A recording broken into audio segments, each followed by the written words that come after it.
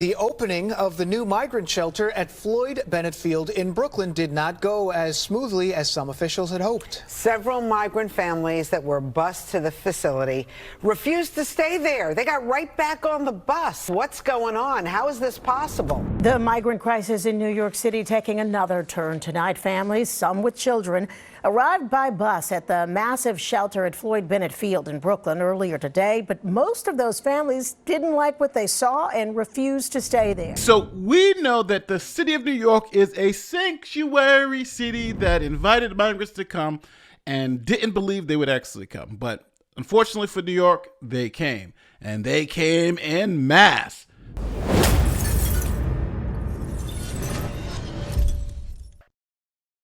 So, what's been going on in New York? Well, it seems like New York is trying to solve the problem of the migrant crisis by creating tent cities and temporary housing for migrants because there's essentially no more room. Now, New York was already a crowded place before you got 65,000 new migrants in, but now it became even crowded. Remember, New York already has 8 million people. Just so we can get a full idea of what's actually going on in New York City with the migrant crisis, this is where we're at right now. Some migrants who come to New York City are sleeping on floors in these waiting areas because New York has run out of beds in homeless shelters. Since early last year, tens and tens of thousands of migrants from the southern border have been coming in to New York City. New York City is the only big city in the country that has a rule that if anyone is homeless and they ask for a bed, you have to give them a bed. Most of the migrants end up homeless when they get to New York because they don't have money and they can't work legally. The city is now, as of October, housing about 65,000 migrants. This video was filmed by a migrant from Venezuela. As reporters, we can't go inside these places. They're off limits. Some of the migrants, by the time they get to this waiting center, they've been kind of given the runaround from one city office to another. They're just looking to find a place to sleep. And some of them are saying it's like the government is just trying to exhaust you so that you give up. In some ways, the city owns up to that. It says, we want people to leave. They opened this reticketing office. When your time is up at a shelter, they send you to the reticketing office and they offer to give you a ticket, they say anywhere in the world, because it's so expensive to keep taking care of these people that it's cheaper just to fly them somewhere else. It's November now, it's getting cold, it's going to get a lot colder. City officials have been talking lately about issuing migrants tents and sleeping bags and setting up sort of a camping area where people can sleep outside. Advocates for the migrants say that this is completely against the rules, that the city has to offer a bed to everybody, but the mayor is saying, we're sorry, we can't do it anymore. Okay, so that's what's going on with the migrants in New York right now. But I want to take you back a little bit. See, this is a clip of a CNN journalist who was embedded with migrants traveling up through Central America to the United States. So these are the conditions that they were used to before they got to New York. Check this out. They only walk when they're told to. The stories here are many, but there is only one goal: America. And the dream is just that, a reverie of hope, of conviction that they will be the ones to make it, over danger, disease, dehydration, deportation. About this number, every day, every year, almost doubling. The Darien Gap is the only land corridor from South America where entry is easier to its north, where it's not. There are no roads, only 66 miles of treacherous jungle, from Colombia to Panama and onwards north, 3,000 miles to the US border. We walked the entire route of the Darien Gap over 5 days in February to document the suffering endured by people, milked for cash by cartels, unwanted by any country. At Tres Borcas that night, the tents are pitched close together. Word of the thieves has spread. Plastic provides fuel, almost catching the jungle itself, choking the air. Talk is of food, the lack of it. They should be 4 hours from the boats to the rest of Panama and its roads. But the dry season has exposed the riverbed and it could be a lot longer. So that's what the migrants have went through. That's where they're coming from. Sleeping in the jungle, on the floor with robbers, burning plastic. Insanity. There's no bathroom out there, right? Everywhere's the bathroom. So this is what the city offered them, because remember, they came to the United States with no money, no nothing, just please come take care of us. We want asylum. So this is what the city offered. Floyd Bennett Field will be for newly arrived migrant families who will have 60 days to find other accommodations. It features a 24/7 cafeteria, along with fully plumbed trailer-style bathrooms and shower facilities. The city says this was built out of fire-resistant material, and the plugs in each individual room have breakers. Inside there are makeshift rooms, one for each family. There are shower trailers that people will have to walk to, an intake center, and a cafeteria that's open 24/7. So now you're coming out the jungle of Central America. You get to New York, they say, we got a place for you to stay temporarily, right?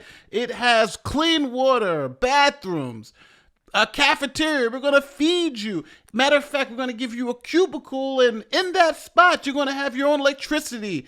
Don't worry. And we're going to transport you to and from where you need to go every day.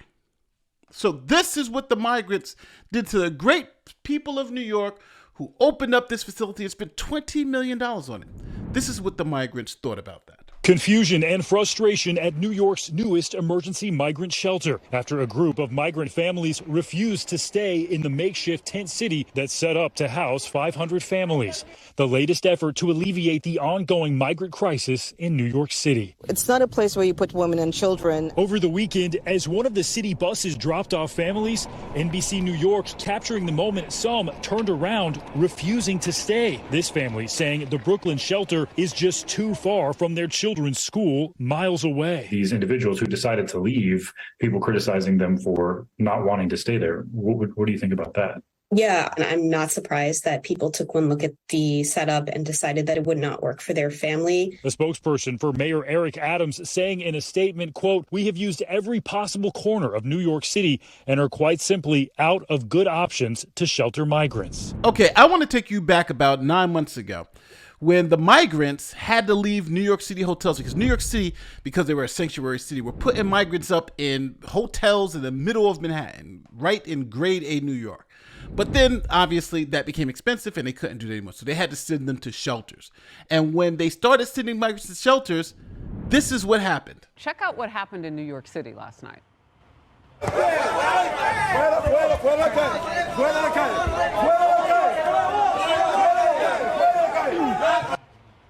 Okay, protests broke out when dozens of people refused to leave the Watson Hotel in Midtown Manhattan. The city is kicking them out and relocating them to the Brooklyn Cruise Terminal. Mayor Eric Adams has ordered construction of a temporary emergency shelter there for people who are in this country trying to stay here after crossing our southern border.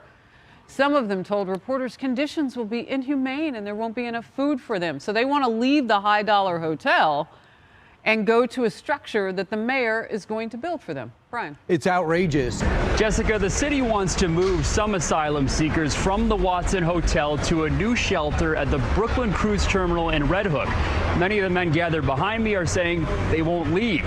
The MTA is sending buses here. Migrants gathered outside the hotel are saying they won't board them. They say they're concerned about conditions at the new shelter. They say there's not enough space. They don't want to stay in Red Hook, and they're concerned they'll be cold there. Some asylum seekers got on with their belongings while other migrants shouted for them to stay. Earlier this month, Mayor Eric Adams announced a plan to move single men from the Watson Hotel to a heated shelter at the cruise terminal. These migrants are protesting that plan here alongside immigrant rights advocates. The Hotel Watson had told them to get on buses at 7:30 this morning to go to the Red Hook Cruise Terminal, where the conditions are as bad or worse than at the Randall's Island refugee camp that was open a few months ago. And the men came immediately back and warned the other residents of the hotel and told them not to get on these buses. Now, some of these migrants have been crowding around the door trying to get back into the Watson Hotel, but the hotel is not letting everyone back in at the moment. So now we have this unique situation where you have these migrants allegedly desperate for accommodations, coming here looking for a new life, no money, no nothing, and now are refusing any help if it's not 4-star hotels in the middle of Manhattan in one of the richest neighborhoods in New York City, right? How do we get here? I understand that these accommodations aren't, high-class 5-star hotels, but what do you expect New York City to do? We just don't have the money for stuff like this. This is ridiculous.